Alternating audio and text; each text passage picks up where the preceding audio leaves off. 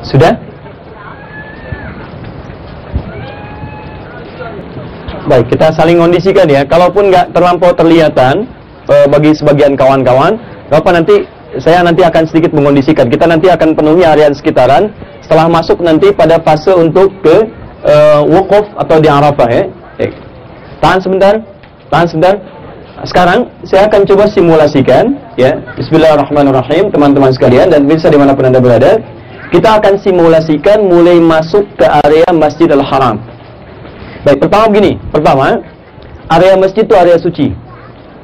Karena itu diupayakan sedapat mungkin kita gunakan perangkat-perangkat yang suci. Suci itu bukan sekedar bersih ya. Suci itu bersih luarnya juga bersih dalamnya. Jadi mohon izin, maaf pakaiannya bersih tapi cara memperolehnya tidak bersih. Itu berarti pakaian tidak suci. Ya, ingat, antum misalnya beli pakaian hasil yang tidak dibenarkan oleh Allah. Dari pencurian, dari korupsi, macam-macam, jangan bawa dalam urusan ibadah.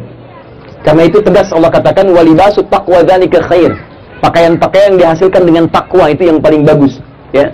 Jadi, karena itu sifat-sifat yang ada kotoran yang berpotensi mengotori rumah Allah Subhanahu wa taala itu jangan dibawa masuk. Ya, kotoran yang pertama biasa yang terkait dengan alas kaki. Ya. Nah, kalau misalnya antum bawa alas kaki ingin digunakan sekaligus dalam hal untuk tawaf di sekitar Masjidil Haram, kalau dikhawatirkan misalnya panas, kaki kena, itu biasanya insyaallah untuk bagian bawahnya yang sudah di keramik ya, menggunakan marmer, itu didesain khusus dari bagian bawah ya ada pendingin. Jadi walaupun dari atas itu terasa panas, tuh bawahnya itu terasa nyaman dingin. Tidak ada masalah, ya. Kalaupun ingin gunakan alas kaki, maka tolong pastikan alas kaki yang digunakan satu bersih. Ya. Yang kedua juga tidak berjahit. Ini boleh, ini paling favorit. Ya, sendal jepit seperti ini.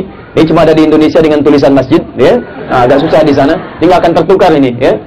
Ini antum boleh ini pakai gunakan ini. Tapi kalau sekiranya Anda gunakan alas kaki dari luar seperti ini, dan Anda kenakan ini sebelum masuk ke masjid, Anda pakai, dan Anda ingin gunakan untuk tawaf, saran saya, Anda cukup copot ini sendal.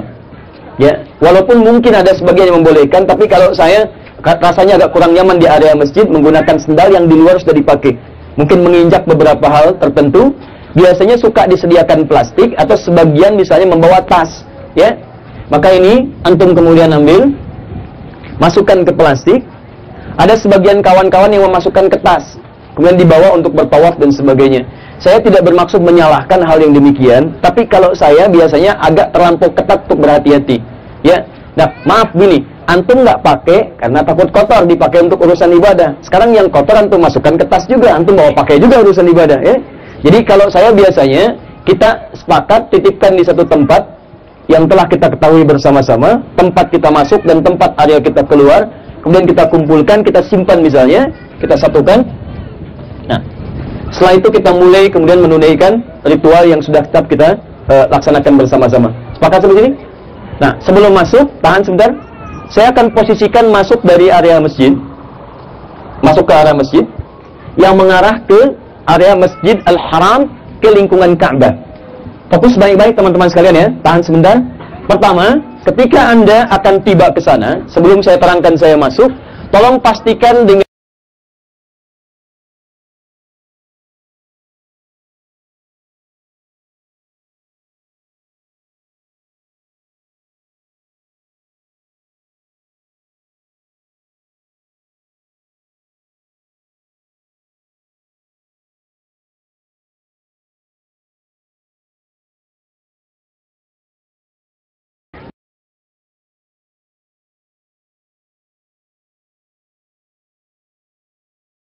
ya setengah sampai dengan 1 kilo ke arah masjid. Ada yang di luar itu, maka difasilitasi dengan bis transportasi, Sapko. Biasanya sampai sepekan atau 10 hari sebelum puncak wukuf itu masih ada untuk bolak-balik. Maka tolong betul pastikan yang berangkat bahkan tahun ini, Anda maktabnya di mana, area mana, sehingga Anda bisa mengatur. Jadi begitu datang, waktu sholat kemudian ketahui, Anda bisa atur kapan saya ke masjid, kapan balik lagi, bis siap jam berapa, bis balik jam berapa. Paham ya? Nah, kalau sudah dipahami seperti itu dan sudah ketahuan posisinya, ini saya posisikan begini. Ini area Ka'bah. Tahan. Fokus. Ka'bah ini saya ambil posisi yang ini Hajar al-Aswad. walaupun mungkin tandanya agak terlampau bawah, ya, supaya tidak diduga sama dengan aslinya, gitu kan? Ini turunkan ke bawah sedikit, ini tandanya Hajarul Aswad. Kita ambil ini dulu, posisi yang ini. Nah, karena tawaf akan dimulai sejajar dengan garis lurus ini ke sebelah sana. Nah, maka Anda tolong pastikan dari pintu mana masuk ke area Masjidil Haram, supaya memudahkan sampai tujuan dekat ke arah ini, supaya nggak terlalu banyak berputar. Nah, tapi kadang kita tidak bisa memilih di hotel mana kita tinggal dalam musim haji. Kalau dalam umrah mungkin kita bisa pesan, saya pengennya di sini, pengen di sini, sehingga bisa dipetakan dengan mudah. Haji kadang nggak bisa milih. Bisa jadi tempat Anda itu misalnya areanya ke arah yang sana Rukun Yamani tinggalnya, arah Jarwal. Sekarang ada hotel namanya Anjum, ya, arah ke sebelah sana, dekat-dekat Pasar Seng dulu, ya.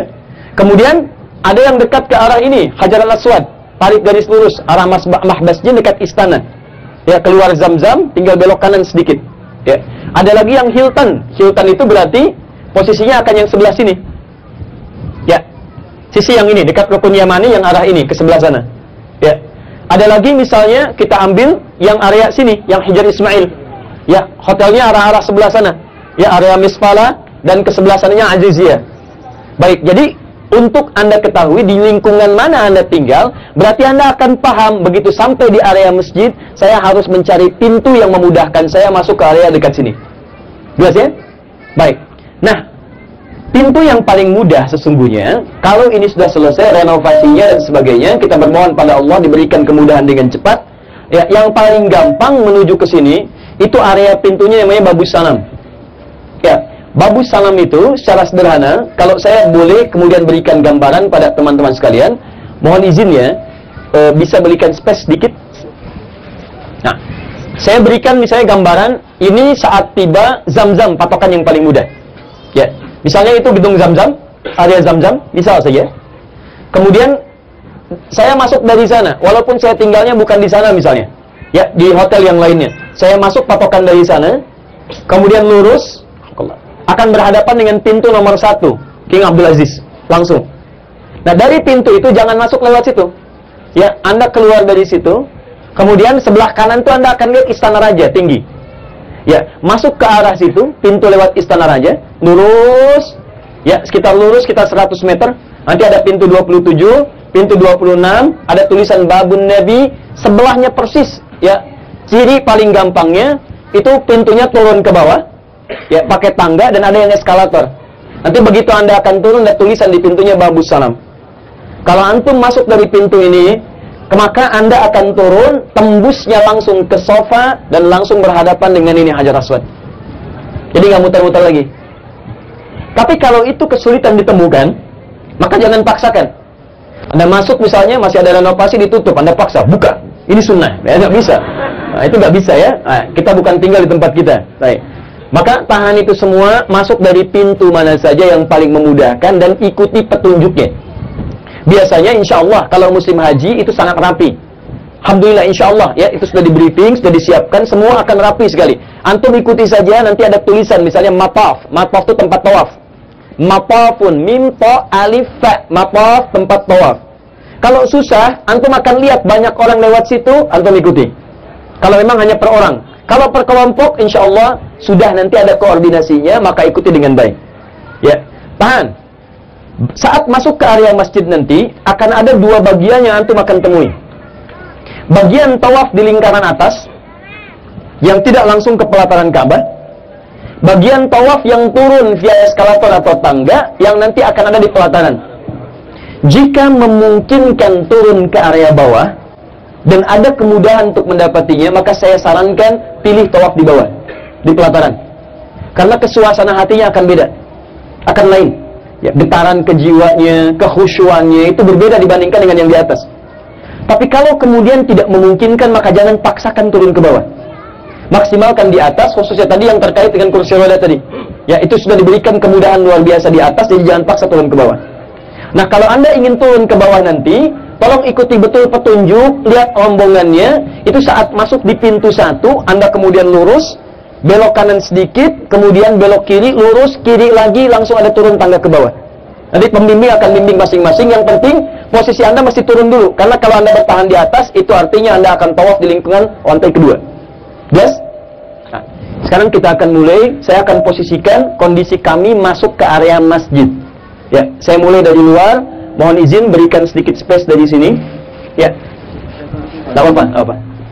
Saya masuk dari sini. Dan sekarang kondisinya akan masuk ke lingkaran Masjidil Haram. Saya berikan gambaran, ini pintunya, ini garisnya. Dan saya belum melihat Ka'bah. Ya, saya belum melihat Ka'bah ya. Jadi baru sekedar akan masuk ke area masjid. Tahan sebentar.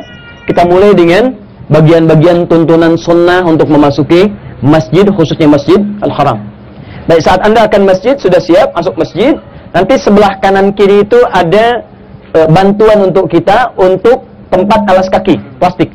Ya, plastik-plastik bening gitu ya. Tidak ada masalah, Anda dapatkan itu, ambil. Ya, kemudian sobek, masukkan kemudian sendalnya ke plastik dan siap masuk dengan membaca doa. Ya. Apa biasa doa yang kita hafalkan untuk masuk masjid? Allahumma aftah li abwaaba rahmatika. Bismillahirrahmanirrahim. Allahumma antas salam wa minkas salam tabarakta ya dzal jalali wal ikram. Allahumma aftah li abwaaba rahmatik. Kaki kanan. Ya, ini kebiasaan Umar ketika masuk Masjidil Haram, beliau kemudian menambahkan dengan Allahumma antas salam minkas salam tabarakta ya dzal jalali wal ikram.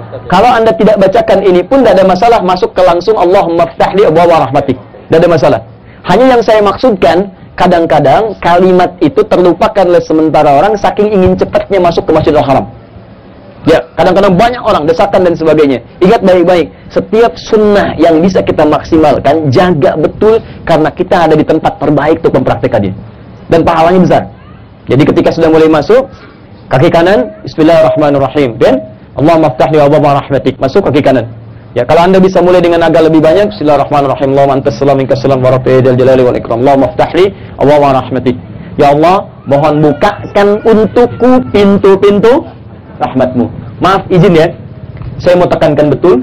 Saya sarankan jangan sampai doa ini terlupakan oleh kita. Di setiap masuk masjid manapun, terutama Masjidil Haram. Tahan sini.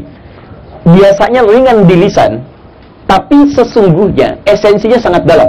Allahumma ftahli, ya Allah tolong bukakan untukku abwaba, pintu-pintu rahmatik, rahmatmu. Anda kan masuk pintu masjid cuma satu pintu, kenapa Anda memohon pintu-pintu yang banyak selain satu? Kita kan masuk lewat satu pintu kan? Gak ada orang masuk masjid lewat banyak pintu, masuk sini keluar lagi, masuk sana keluar lagi, mustahil. Pasti satu pintu. Tapi Anda masuk satu pintu, bahasa Arabnya babun, bab, satu. Tapi Anda minta kepada Allah abwab, banyak pintu, abwaba rahmatik. Anda masuk masjid, tapi yang Anda minta berikan rahmatmu ya Allah. Nah, rahmat di Quran itu bukan satu jenis, tapi banyak. Makanya Anda mohon pintu-pintu rahmat. Apa saja itu? Ada ampunan. Ya, Quran surah ke-39, ayat ke-53. Qul ya ibadiyalladzina asrafu ala anfusihim la taqnatu min rahmatillah. Bagi orang yang berumur dosa, apapun dosanya, kalau dia masih berharap mendapat ampunan Allah, kata Allah, jangan putus asa dari rahmatku. Rahmat di situ dimaksudkan ampunan. Jadi kalau Anda masuk Masjidil Haram, membawa dosa sebanyak apapun, Anda ucapkan kalimat itu seakan-akan, ya Allah, saya mohon rahmatmu. Kata Allah, mau yang mana? Mau ampunan? Dosa sebesar apapun, aku ampuni engkau. Paham ya? Yang kedua, bisa solusi dari kesulitan yang kita alami. Mungkin Anda berhaji datang punya masalah di rumah tangga, di kantor, di macam-macam. Maka saya katakan, tolong lisan Anda jangan lalai mengucapkan doa ini. Begitu masuk, ya Allah, Allahumma aftah li abwaaba rahmatik. Kata Allah, kamu punya masalah apa? Sedang gelisah, sedang khawatir, sedang kurang harta, sedang ada yang sakit, ada kerabatnya meninggal. Quran surah kedua 155. Kamu sabar, masuk sini. Begitu Allah ingin bantu kita untuk menyelesaikan masalah kita, muncul ayat 157-nya. Ulaika alaihim salawatu min rabbihim wa rahmah wa ulaika humul muhtadun. Mereka dipuji oleh Allah saat sabar kena musibah, maka Allah berikan jalan keluar dan rahmat untuk mereka. Rahmat di sana solusi. Jadi begitu Anda masuk, Anda datang nanti ke depan Ka'bah, karena Anda minta dari awal, begitu Anda mohonkan, ya Allah, anak saya ya Allah, ya Allah ibu saya ya Allah, ya Allah, bahkan Anda belum ungkapkan, Allah bisa berikan kepada Anda. Paham ya? Baik, yang ketiga, itu adalah harapan-harapan dunia dan kemuliaan-kemuliaan akhirat. Harapan dunia sifat Allah yang memberikan disebut dengan Rahman, kemudian akhirat sifat Allah yang menganugerahkan disebut dengan Rahim. Jadi begitu Anda memohon, ya Allah, rahmatmu ya Allah, kamu ingin surga, saya berikan. Kamu ingin hal yang dunia manfaat, saya berikan. Makanya nanti kita akan meminta dunia yang baik, akhirat yang baik. Rabbana atina fid dunya hasanah wa fil akhirati hasanah wa qina adzabannar. Paham sampai sini?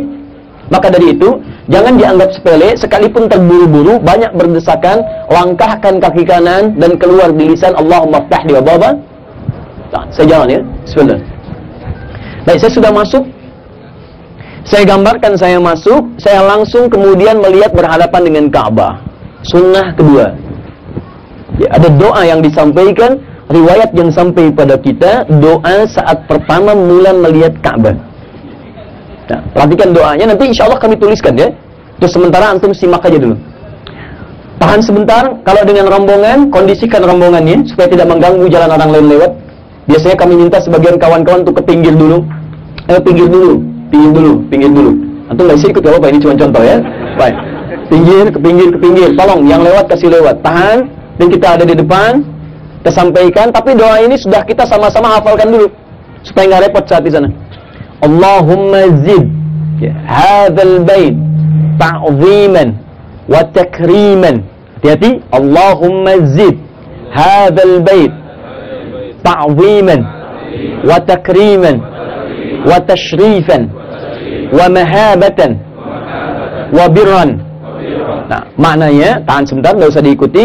Ya Allah, hamba sangat mohon ya Allah, tambahkan selalu kemuliaan pada Ka'bah ini, keagungan pada Ka'bah ini, ya, kemuliaan terbaik pada Ka'bah ini, wa mahabatan, rasa cinta yang tumbuh pada Ka'bah ini, wa birran, dan dampak-dampak kebaikan setelah hamba kembali dari Ka'bah ini. Jadi kalau Anda sudah selesai, Anda mendapatkan nilai kebaikan dari ibadah seputaran Ka'bah itu. Teruskan, belum selesai doanya. Wazid ala man hajjahu awi i'tamarahu aw ra'ahu ta'ziman wa tashrifan wa takriman wa mahabatan wa birran. Dan seperti engkau berikan kemuliaan tadi pada Ka'bah ya Allah, maka berikan pula kemuliaan pada yang haji menuju Ka'bah ini, pada yang umrah menuju Ka'bah ini, atau hanya sekedar melihatnya ya Allah, maka mohon tambahkan kemuliaan kepadanya, tambahkan keagungan kepadanya, tambahkan kebaikan kepadanya, dan rasa cinta kepada orang itu dari hamba-hambamu yang soleh kepadanya. Paham ya? Ini sunnah. Coba teman-teman bayangkan, dari sekian Anda umrah, Anda haji, lihat Ka'bah, pernah nggak mengucapkan kalimat itu? Padahal itu sunnah. Dan itu mulia gitu. Dan betapa banyak orang kemudian mengamalkan itu, dan Allah berikan kemuliaannya. Paham ya? Nanti insya Allah doanya kita akan coba tuliskan. Jadi gini, tidak harus kemudian Anda tiba di sana saja. Kadang-kadang ada channel one dari Mekah, tiba-tiba Anda lihat Ka'bah. Saya sering coba sampaikan itu. Nah, itu ada keteduhan di hati kita. Begitu kita berdoa, ada kenyamanan, ketenangan. Nah, itu ada dampaknya. Minimal mohonlah setelah itu, ya Allah, berikan kesempatan saya ada di sana. Saya hanya bisa menatap dari kejauhan, ya Allah. Mohon jadikan satu bagian dari waktu hidup saya ada di sana. Minta. Saya pernah sampaikan pada kawan-kawan saat ta'lim begini, siap kita bertemu, dan hampir setiap kita selesai dari sini, alhamdulillah berkenankan di antara teman-teman kita ada yang berangkat bahkan dari apa yang tidak dia duga. Allahu a'lam bishawab. Saya akan mulai ya. Sudah masuk, kita berjalan. Tahan. Saya ingin perkenalkan dulu area-area sekitaran Ka'bah yang mungkin sebagian teman-teman saya yakin sudah mengetahuinya. Ini Maqam Ibrahim, miniaturnya. Ya, tentunya tidak sama dengan yang sesungguhnya di sana. Nanti yang sesungguhnya saya berdoa kepada Allah, mudah-mudahan antum dimudahkan untuk bisa cepat di sana ya. Tahan sini. Ini area, kalau ada yang seperti ini, mirip-mirip, ya, bentuknya ini Maqam Ibrahim. Letaknya agak berjarak sedikit ke Hajar Aswad. Ini posisinya, konon kata para ulama, adalah posisi persis yang sekarang berada. Itu posisi persis langkah pertama Nabi Ibrahim menapakkan kakinya untuk meninggikan bangunan Ka'bah. Ya. Jadi ini disebutkan di Quran surah ke-2 Al-Baqarah 127 peristiwa ini. Wa idh yarfa'u Ibrahimul qawa'ida minal baiti wa Ismail. Ketika Nabi Ibrahim mulai akan meninggikan bangunan Ka'bah yang atasnya hancur saat terkena banjir di masa Nabi Nuh. Ya. Begitu akan ditinggikan, dibantu dengan putranya Ismail, beliau tapakkan kakinya persis di posisi ini yang sekarang ada Maqam Ibrahim di dekat Ka'bah. Ini miniaturnya. Jadi kalau Anda misalnya melihat ini, itulah tempat pertama kali beliau menapakkan kakinya untuk meninggikan bangunan Ka'bah. Yes? Baik, dan diabadikan di Quran surah kedua 127. Tempat menapakkan kaki untuk menghadirkan kemuliaan disebut dengan maqam. Ya, dan disebut langsung di Quran surah kedua Al-Baqarah ayat 125. Wa idh ja'alna al-baita mathabatan lin-nasi wa amna wattakhidhu min maqami Ibrahim musalla. Baik, nanti kemuliaan ini setelah ininya jadi, selesai ibadahnya, di sekitaran area ini boleh ditunaikan salat sunnah. Khususnya sunnah pasca tawaf nanti, ya. Ya, di mana areanya? Area sekitaran Maqam Ibrahim. Kata para ulama, boleh persis di area dekat ini kalau memang itu areanya longgar setelah tawaf ya. Tapi kalau digunakan untuk tawaf keseluruhannya, maka jangan paksakan di sini. Apalagi mohon maaf, membentuk misalnya hal-hal yang menyulitkan orang lain untuk tawaf. Karena tawaf urutan pertama. Ketika Ka'bah diperintahkan kemudian ditinggikan, itu perintah pertamanya tawaf. Awas, hati-hati. Ya, wa tahhira baitiya lit-ta'ifina wal 'akifina waruk'is sujud. Tawaf. Saya perintahkan bersihkan, sucikan Ka'bah pertama untuk orang tawaf. Kedua i'tikaf, ketiga ruku dan sujud salat. Di salat ditempatkan urutan ketiga. Kecuali dalam hal fardu. Jadi kalau sedang ada orang tawaf, salat-salat sunnah itu jangan paksakan, maaf ya, halangi orang untuk tawaf. Ya, menyulitkan orang tawaf. Antum misalnya berapa orang kita? 5 orang. Antum bikin keliling ya sini ya. Kelilingi saya, jadi saya salat dulu, nanti kita gantian. Kalau ada orang mau tawaf, halangi. Nah itu nggak boleh. Tahan ya. Jadi tarik garis lurus. Sekarang alhamdulillah oleh pemerintahan kerajaan Arab Saudi itu disediakan saf khusus untuk laki-laki dan perempuan. Ya, nanti saya tunjukkan setelah selesai tawaf. Ini miniatur Ka'bah. Setiap miniatur itu bukan aslinya. Setiap yang bukan aslinya itu artinya tidak sah menghadap ke arah itu saat menunaikan sholat. Karena nanti ada sebagian aliran yang punya Ka'bah sendiri. Ya, nah tawafnya ke situ, sholatnya ke situ, bahkan hajinya ke situ. Nah, yang seperti itu kita hindari ya. Baik. Area ini Hajar Aswad. Baik ya, area ini. Kita mulai dari sini. Tahan. Tanda paling mudah. Ustaz, mana Hajar Aswad yang kelihatan, kan? Karena orang banyak bersekeliling di situ. Lihat aja, di situ akan ada seorang atau bahkan 2 orang tentara askar pakaian coklat itu belayutan di tali di sini menjaga. Ya, kalau ada askar di situ di atas, itu tandanya itu berada di sisi Hajar Aswad. Paham? Baik. Ini tahan sebentar. Hajar Aswad ini tarik garis lurus dengan kemiringan tertentu. Antum akan temukan di pojok sebelah ujung garis lurus itu lampu warna hijau. Ingat baik-baik ya. Di kalau nanti antum akan mulai tawaf, dimulainya nanti akan dari arah Hajar Aswad. Sunnahnya kalau bisa nanti kemudian mencium, kalau tidak kemudian memegang, kalau tak mampu pun memberi isyarat dari kejauhan, memberi isyarat. Nah, memberi isyaratnya dari mana? Maka dimulai nanti dari garis jajar lurus dengan ini. Patokannya untuk memudahkan, pemerintah kemudian membuat satu lampu warnanya hijau sejajar dengan ini. Jadi kalau Anda nanti ingin mulai atau ingin meneruskan dari mulai putaran 2, 3, 4, maka dihitung barunya sejajar dengan lampu hijaunya. Paham? Sudah. Maqam Ibrahim. Boleh bergeser sedikit, Ibu? Geser ke samping. Yang penting saya lihat ininya, yang putihnya. Baik. Tahan. Sebentar. Kita masuk sisi sebelah sini. Setelah dari sana Hajar Aswad, kemudian ada Maqam Ibrahim, maka teman-teman akan temukan area sekitaran. Ini ada area batu yang setengah melingkar. Ya, ini kami gambarkan dengan yang putih. Ada tulisan Hijar Ismail. Hijar Ismail, area sekitaran Ismail. Kenapa disebut dengan Hijar Ismail? Ini ada kisah. Kembali ke Al-Baqarah 127. Jadi saat ayahnya berusaha meninggikan bangunan Ka'bah, anaknya yang masih belia itu ingin bantu. Maka dia membawa batu untuk bantu bapaknya bekerja. Ya, maka Masya Allah, nanti kisah yang lain, singkatnya, datang anaknya bawa batu, dia susun-susun area ini. Dia susun. Teman-teman sekalian, mohon izin, ketika dia susun, batu yang dibawa disebut dengan hajar. Kalau membentuk bagian tertentu disebut dengan hijar namanya. Kalau sudah jadi ruangan disebut dengan hujrah namanya. Nah, area ini yang kemudian dibangun, area yang sekarang diberi tanda dengan sekat ini diberi nama dengan Hijar Ismail. Area saat Ismail membantu bapaknya membangun Ka'bah. Dan ini asalnya adalah area dalam Ka'bah. Ya, jadi sama dengan di dalam Ka'bah ini. Hanya nanti di zaman Nabi Muhammad SAW terjadi satu musibah, kemudian ini kebakaran, akan direnovasi. Maaf teman-teman sekalian, musibah terjadi, akan direnovasi. Saat direnovasi, orang-orang Arab jahiliyah malu kalau menggunakan harta yang kotornya. Makanya dia gunakan harta yang paling baiknya. Kata mereka, ini harta kami yang paling bagus, yang gak ada hubungan dengan kotor-kotor. Bayangkan, sejahiliyah-jahiliyahnya, kalau urusan rumah Allah, yang bagus yang dikasih. Ya, maka kalau orang sekarang ngasih sumbangan hasil korupsi ke masjid, lebih buruk dari jahiliyah. Sudah gak ada hubungannya, kita kembali ke sini dulu ya. Nah, ini qadar Allah. Kalau Allah tidak mengatur demikian, maka barangkali ada hikmah lain yang Allah ingin sampaikan kepada kita. Jadi begitu kemudian disusun, areanya cuma sampai sini. Yang ini tidak tersusun. Mudah bagi Nabi untuk mengatakan, lengkapi. Ketika Islam bisa kemudian membuka Makkah, Fathu Makkah, Nabi bisa mengatakan, sudah, area ini rombak kembali, jadikan bagian Ka'bah. Tapi Nabi menetapkan, ini biarkan saja, jadi area yang kemudian ditutup sebagian melingkar, disebut dengan Hijr Ismail. Apa hikmahnya? Untuk memudahkan orang yang ingin sholat di dalam area Ka'bah. Jadi tidak semua orang yang merasa punya kedudukan, orang hebat, tiba-tiba bisa buka pintu Ka'bah, kemudian dia masuk ke dalamnya. Ada juga orang-orang yang hamba Allah, bahkan mungkin menurut Allah lebih hebat dibanding yang lainnya.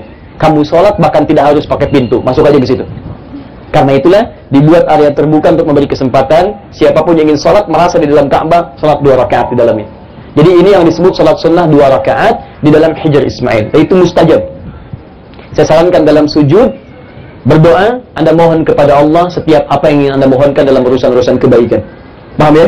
Dimasuk itu, kalau ada waktu nanti saya terangkan kapan sholat, Anda sholat 2 rakaat, itu sunnah. Dan area di sekitaran ini nggak usah sholat. Ya nggak usah sholat, ingat, itu hanya menghambat orang lain.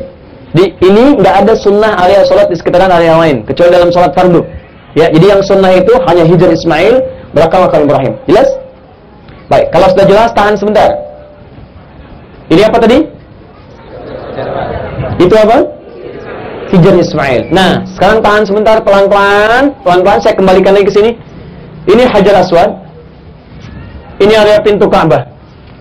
Ya, area pintu. Antara pintu dengan Hajar Aswad ada sela-sela kecil. Ini. Maaf ya, maaf ibu bapak, teman-teman sekalian. Area ini mungkin karena miniatur, terlampau kecil begini. Tapi kalau aslinya itu ada space kisaran segini. Kisaran segini, space-nya. Sekarang yang tersusun jadi pintu ya.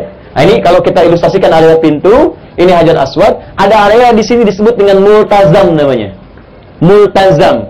Area yang sangat kecil, terbatas. Tapi kalau Anda bisa berdoa sejajar dengan area itu pun mustajab. Seketika doa kita bisa dikabulkan. Ya, bisa dikabulkan. Awas, di Masjid Nabi area terbatas namanya Rawbah. Di Ka'bah areanya namanya multazam. Jadi kalau Anda nanti, maaf sekali lagi, kalau melihat orang rebutan kemudian ingin mencium Hajar Aswad dan kesempatan Anda sulit untuk mewujudkan itu, maka saya sarankan Anda kejar area yang ini. Terutama dalam umrah. Ya, biasanya kami dengan teman-teman tuh kalau orang sedang sibuk ke sini, kita bilang sini, minta sini.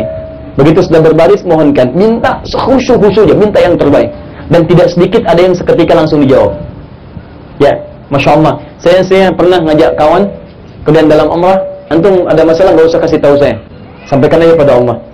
Baik, setelah itu, gimana Ustaz? Pokoknya ikut, antum sholat lah, tempat ini.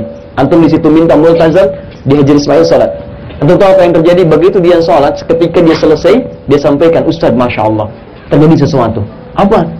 Saya kan punya teman, nggak pernah kemudian nengok saya lagi. Saya nggak tahu di mana dia. Bahkan saya pengen hubungi, nggak bisa. Saya sebut namanya. Begitu dia Hijr Ismail, begitu selesai sholat, dia telepon saya. Masih di area itu. Dia telepon saya katanya. Itu Masya Allah, itu wallahu a'lam. Anda minta setulus yang Anda mohonkan. Kalau Anda butuhkan, Allah bisa kabulkan. Nah, jelas ya? Saya kembalikan ke sana. Izin Bu ya. Area sejajar dengan Hijr Ismail, kemudian ditutup sampai ke sisi yang ketiga. Yang keempatnya sebelah sana itu disebut dengan Rukun Yamani. Jelas ya? Baik, saya supaya tidak terlampau banyak berputar, area sana disebut dengan Rukun Yamani, dan di sana nanti ada sunnah kita membaca doa saat akan berganti menuju Hajar Aswad. Sekarang kita mulai prosesi yang pertama, masuk ke area sekitaran Ka'bah untuk menunaikan tawaf dalam rangkaian umrah yang pertama disebut dengan Umratul Qudum atau Umrah Tamattu. Baik. Tahan. Untuk bisa simak dulu ya. Saya tidak mengajak antum semua berputar. Disimak juga insya Allah bisa lebih baik. Nanti dalam kesempatan yang lain kita bisa maksimalkan setelah antum pegang dan hafalkan bagian-bagiannya. Ya. Saya mohon gini. Sebelum saya mohon pada teman-teman semua, tolong fokus baik-baik pada bagian-bagian yang membuat Anda ingin berdoa, mohonlah kepada Allah kemuliaan-kemuliaan. Baik. Bismillahirrahmanirrahim. Saya mulai dari sini. Ini Hajar Aswad. Tahan ya. Tahan sebentar. Ini Hajar Aswad. Fokus. Pastikan bagian kanan ini sudah terbuka. Ihram untuk laki-laki. Paham sampai sini, ikhwan? Yang kanan pastikan terbuka. Setelah itu, saya katakan tadi, kalau mampu memang cium Hajar Aswad ini. Kalau padat, jangan memaksakan diri. Bisa pegang. Tapi kalau Anda masuk lingkungan Ka'bah sudah penuh semuanya, tolong jangan mendesak ke depan. Dari jauh Anda berikan isyarat. Tahan, Anda mundur. Kalau bisa dengan dua tangan seperti ini. Kalau bisa pun sulit dua tangan, gunakan yang kanan seperti ini. Baik ya? Menghadap ke arah Ka'bah, apa yang dibaca? Bismillah ya Allah. Ini yang kadang-kadang saya, bukan salah. Ini yang kadang-kadang sangat saya sayangkan, karena ada satu janji yang diisyaratkan oleh Al-Quran, dan itu jadi kalimat kita pertama kali saat kita akan menunaikan tawaf. Dan janji itu, kalau Anda maksimalkan, seketika akan dikabulkan. Tahan ya, tahan. Tolong fokus dengan saya sebentar. Tawaf ini ada kisah.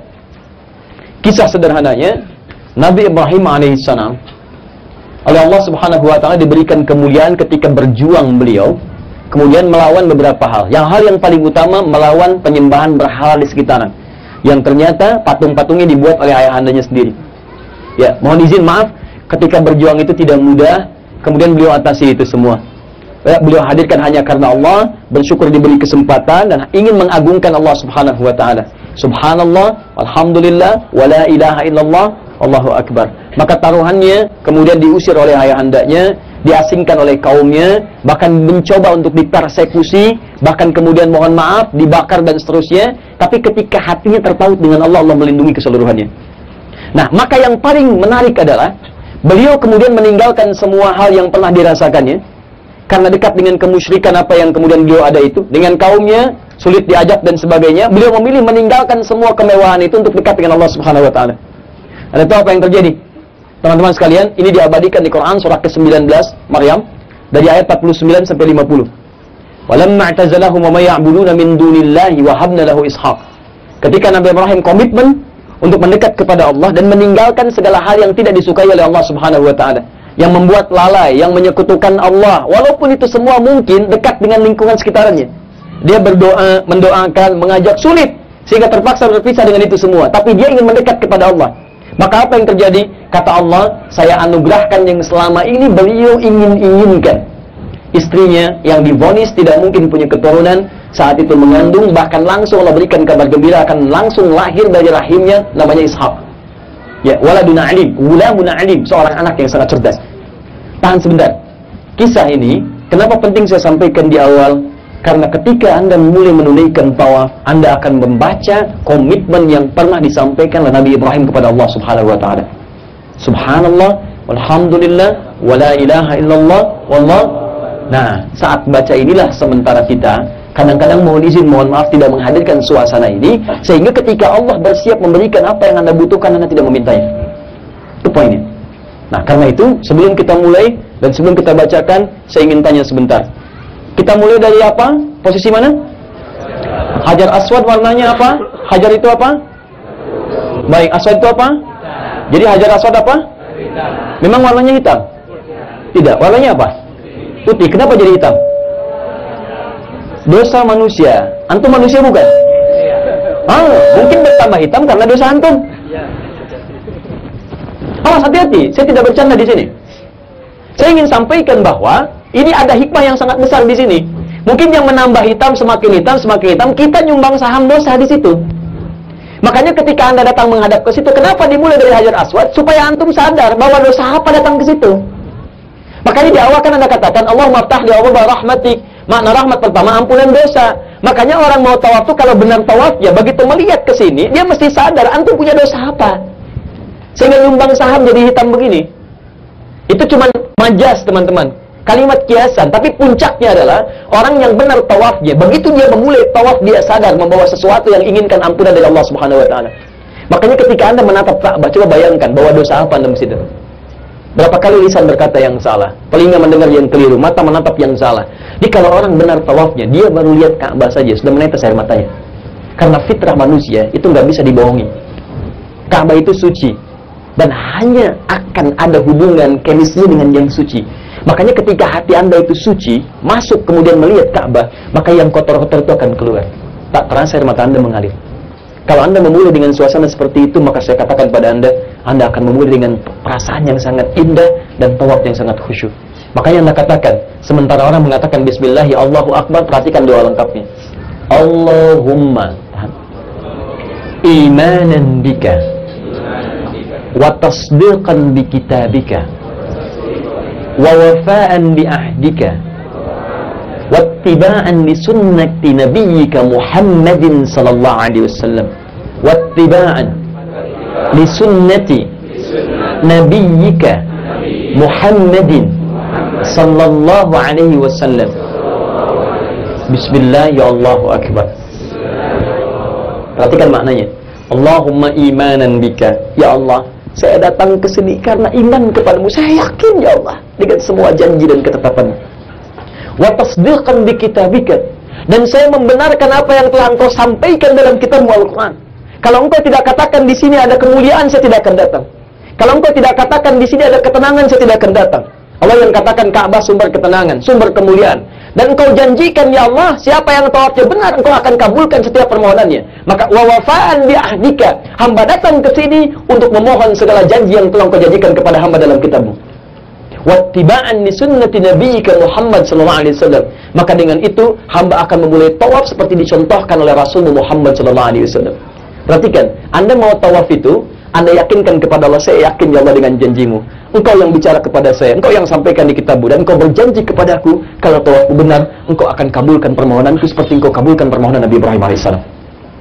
Bismillah, ya Allahu Akbar. Ya Allah, engkau yang paling agung, engkau yang paling hebat, engkau yang paling besar. Dengan segala keagunganmu aku memulai. Bismillah, ya Allahu Akbar. Makanya ketika Anda mulai, Anda membaca kalimat seperti Nabi Ibrahim melafadzkannya dan diteruskan oleh Nabi Muhammad SAW. Subhanallah, alhamdulillah, wa la ilaha illallah, wallahu akbar. Tahan. Ketika Anda bacakan itu, banyak orang cuma membaca di lisannya, tapi tidak memahami isinya. Saya katakan pada Anda, dalam setiap ta'lim yang saya sampaikan, subhanallah, kalimat itu tidak disampaikan kecuali untuk menepikan segala hal yang tidak ada kaitan dengan keagungan dan sifat-sifat Allah. Al-Baqarah ayat 116, misal, paling kiri pertengahan. Wa qalu ittakhadallahu walada. Mereka berkata Allah punya anak. Subhana, enggak benar. Quran surah 17 ayat 1. Orang-orang kafir mengatakan, maaf ya, Muhammad Tuhanmu gila. Bisa mengantarkan hambanya dari Masjidil Haram ke Masjidil Aqsa ke Palestina cuma semalam. Ya, turun ayat subhanalladzi asra bi 'abdi. Enggak benar tuduhan kamu. Di sifat kata subhanallah, subhan hanya disampaikan dalam Al-Qur'an, dalam hadis, dalam bahasa Arab untuk menepis segala anggapan yang tidak benar tentang Allah. Awas hati-hati. Kalau ada segala hal yang tidak sesuai dengan keagungan dan sifat Allah Subhanahu wa taala, maka Anda katakan subhanallah. Subhanallah. Paham ya? Nah, sekarang maaf ya, maaf. Berapa kali Anda sudah subhanallah dalam keseharian kita? Maaf. Sebentar. Kalau ada azan, panggilan dari siapa? Allah. Bola, panggilan dari siapa? Katanya subhanallah, tapi kok bisa bola mengalahkan azan? Bisa konser musik mengalahkan sholat? Bisa pekerjaan kemudian mengalahkan ketentuan Allah? Bisa sinetron mengalahkan ketentuan Allah? Bisa status mengalahkan dengan Al-Quran? Bisa Al-Quran mengalahkan Al-Quran? Itu bukan subhanallah namanya. Maka kalau Anda benar mengatakan subhanallah, coba cek hidup Anda dulu. Jangan-jangan rahmat Allah tidak turun kepada Anda karena lisan Anda mengucapkan subhanallah tapi perilaku Anda jauh dari Allah Subhanahu wa taala. Maka ketika Anda mengatakan subhanallah, ingat-ingat apa yang tidak subhanallah dalam hidup. Alhamdulillah, segala puji bagi Allah. Hamdun itu kalimat syukur. Syukur itu menggunakan nikmat sesuai ketentuan Allah. Maaf, kalau cuma mengucap alhamdulillah itu di lisan. Jadi syukur itu gunakan nikmat sesuai ketentuan Allah. Maaf, mata itu nikmat bukan? Nikmat, bagaimana menggunakan nikmat? Pandang hal yang boleh kata Allah untuk dipandang. Kalau nggak boleh nggak usah dipandang. Katanya alhamdulillah, tapi matanya dipakai pada hal yang tidak Allah sukai. Gambar yang tidak menyenangkan, ya hal-hal yang tidak boleh dipandang dan sebagainya. Proyek-proyek yang nggak benar, itu kan bukan subhanallah, bukan alhamdulillah namanya. Antum pakaian dari sekian yang dipakai, dikoleksi di kamar, berapa yang digunakan untuk menutup aurat? Berapa yang pernah digunakan untuk sholat? Pulang dari sini, cek pakaian antum. Jangan-jangan ada satu bagian helai pakaian yang belum pernah dipakai untuk ibadah. Untuk apa dikumpulin? Itu lihat kendaraan tuh, motor, mobil, sepeda. Ayo antum gunakan ke kantor. Kadang-kadang untuk ngajak orang, menraktir orang. Berapa yang digunakan untuk ibadah? Itu akan dihisab. Barangkali Allah kirimkan kendaraan buat antum karena orang lain pakai kaki saja udah ke masjid. Antum kasih motor belum ke masjid, kasih sepeda belum ke masjid, kasih mobil belum mau juga. Mau dikirim apa lagi? Makanya ketika Anda harus malu. Kalau Anda meminta banyak kepada Allah, ya Allah kabulkan. Tapi apa yang Allah beri belum Anda gunakan untuk apa yang Allah sukai. Makanya orang yang mengatakan alhamdulillah dia akan mengukur dirinya. Allahu Akbar itu sudah jelas. Allah yang maha agung, maha besar. Coba berapa kali Anda merasa besar dalam kehidupan, sombong kepada teman-teman, paling hebat kepada pasangan hidup, ya, paling agung dalam keseharian, bahkan dalam ta'lim dan sebagainya. Maka ketika Anda katakan 3 kalimat tadi, menunduklah diri Anda.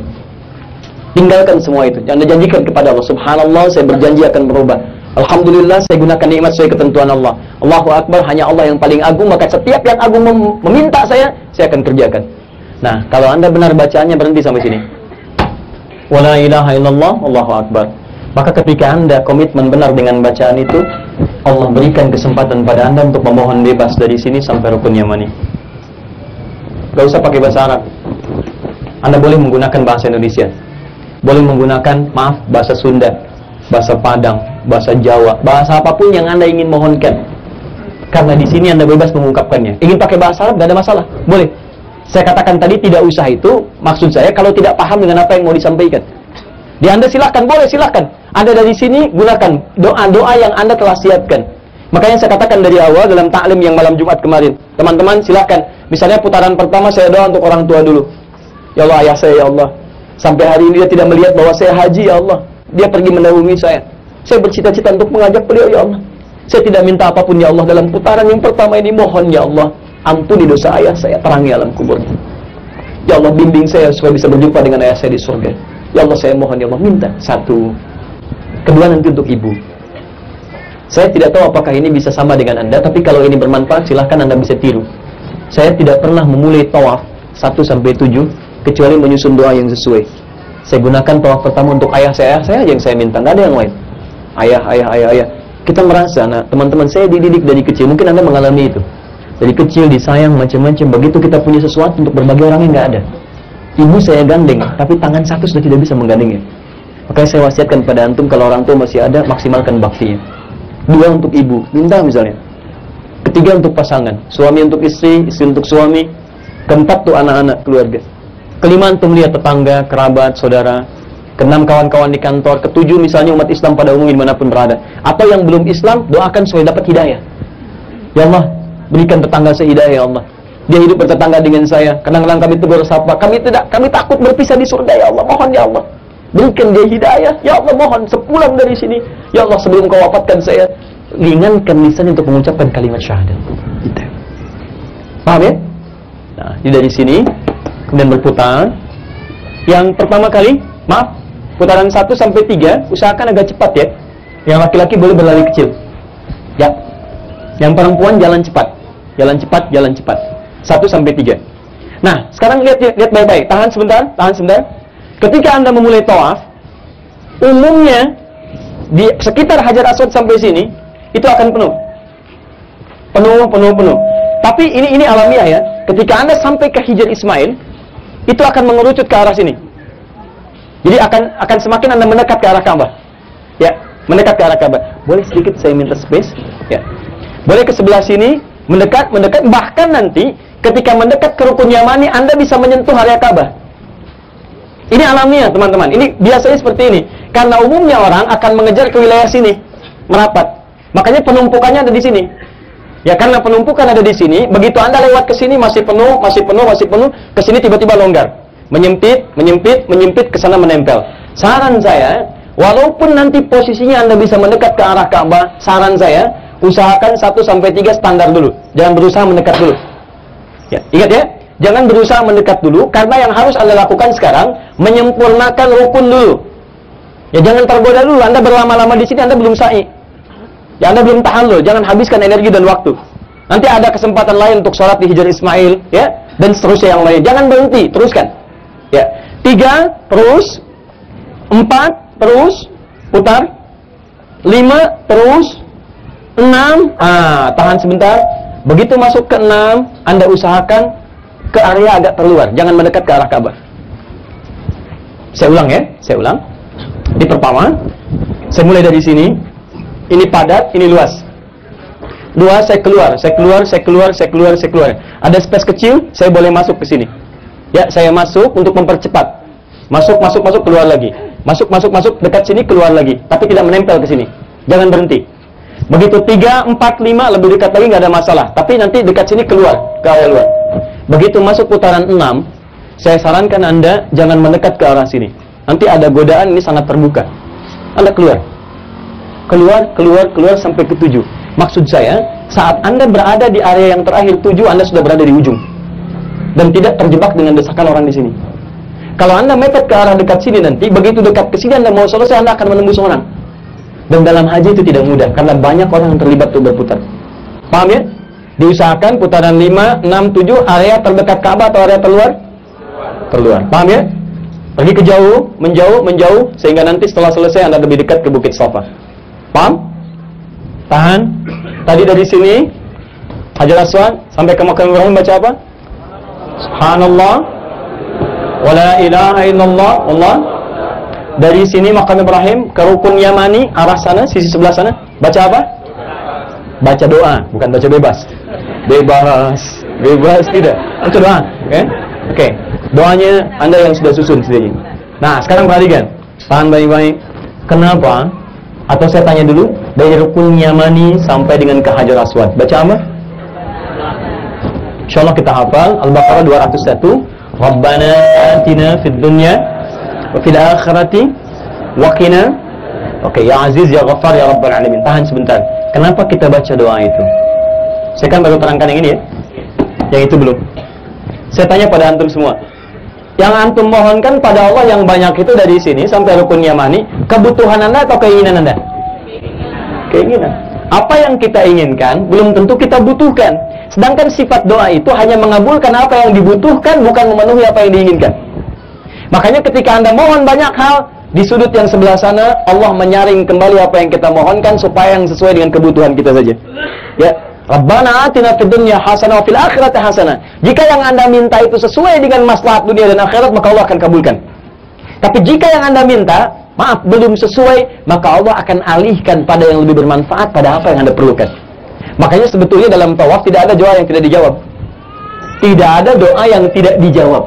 Dijawab sesuai dengan kebutuhan dunia akhirat kita. Maka jangan simpulkan, ya Allah, saya akan minta ke ITB, ya Allah, kenapa jadi ke IAIN? Bisa kan? Jangan simpulkan, karena boleh jadi ada sesuatu yang besar di depan yang Anda tidak tahu. Kamu kalau ke sini, kamu akan jauh dari saya.